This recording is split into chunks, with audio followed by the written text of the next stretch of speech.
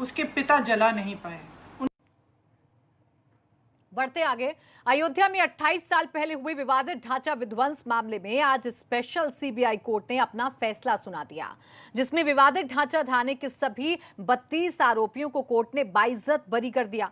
फैसला सुनाने के दौरान इस मामले में आरोपी रहे 32 में से 26 लोग कोर्ट में मौजूद रहे। फैसला आने के बाद सभी ने खुशी जताते हुए इसे सत्य की जीत बताया।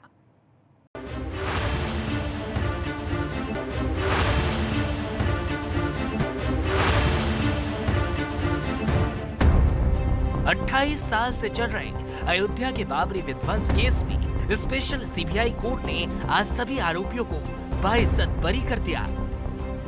जो तर्क हम लोगों की तरफ से बचाव पक्ष की तरफ से रखे गए थे, सभी तर्कों को साक्ष्य के परिप्रेक्ष्य में साक्ष्य का अवलोकन और परिशीलन करने के बाद सम्यक विश्लेषण करने के उपरांत न्यायालय ने पाया, माननीय न्यायालय ने ये उद्घोषित किया कि सभी तर्क सही पाए गए हैं और सभी आरोपित व्यक्तियों को दोष मुक्त किया जाता है। सीबीआई की स्पेशल कोर्ट ने अपने इस ऐतिहासिक फैसले में साफ कर दिया कि 6 दिसंबर 1992 को अयोध्या में राम जन्मभूमि पर जो हुआ वो कोई षड्यंत्र या पूर्व नियोजित घटना नहीं, बल्कि वहां मौजूद कार सेवकों की भीड़ का अचानक उठाया गया कदम था।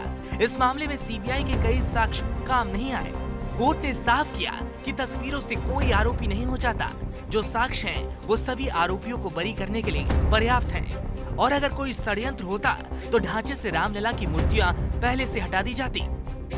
अधिकांशतः जो भी साक्ष्य थे वो जिरह के दौरान जो हम लोगों की तरफ से सजेशंस रखे गए थे कि ऐसी संभावना है ये इस प्रकार से हुआ होगा, वहां पे उस भीड़ में सभी कार सेवक नहीं थे। पूरी भीड़ को कार सेवक कहना यह श्रद्धालुओं के लिए ठीक नहीं है। वहां अधिकांश मात्रा में श्रद्धालु भी थे और कुछ ऐसे तत्व भी आ गए थे जो असामाजिक थे और वो इन आरोपियों के किसी भी प्रकार से उनके बीच में कोई अलायंस था, ऐसी कोई साक्ष्य नहीं मिली। बाबरी विध्वंस पर फैसला देने से पहले सीबीआई की विशेष कोर्ट ने मामले के सभी आरोपियों को फैसला सुनाते वक्त अदालत में मौजूद रहने के निर्देश दिए थे, लेकिन 32 में से सिर्फ 26 आरोपी ही कोर्ट पहुंचे, जबकि 6 लोगों ने कोर्ट में पहले ही अलग अलग कारणों से हाजिर नहीं हो पाने की जानकारी दे रखी थी। और कोर्ट ने फैसला सुनाने के साथ ही इस मामले के सभी आरोपियों ने बाइज्जत बरी होने पर कोर्ट के फैसले का स्वागत करते हुए भगवान का धन्यवाद किया। इस मामले में एक और आरोपी जिनको अदालत ने बरी किया है, गजानन दास, अदालत परिसर से बाहर निकले हैं। क्या आरोप था आपके ऊपर? हमारे ऊपर आरोप था कि पुलिस वाले को मारने का आरोप था मेरे ऊपर, सरकारी खजाना लूटने का और बाबरी मस्जिद विध्वंस का।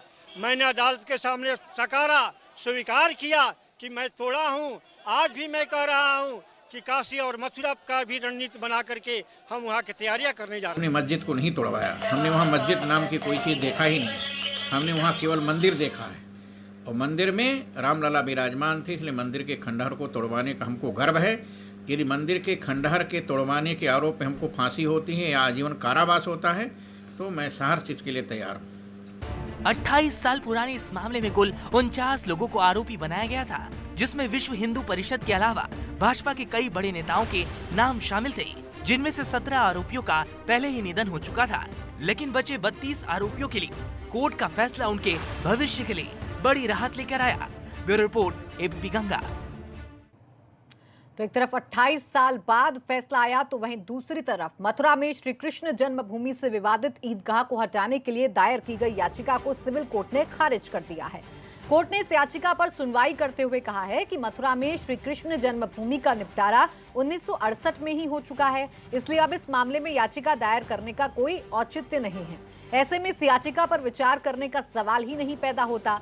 कोर्ट ने कहा कि 1991 के प्लेसेस ऑफ वर्शिप एक्ट के तहत सभी धर्मस्थलों की स्थिति 15 अगस्त 1947 वाली रखी जानी है।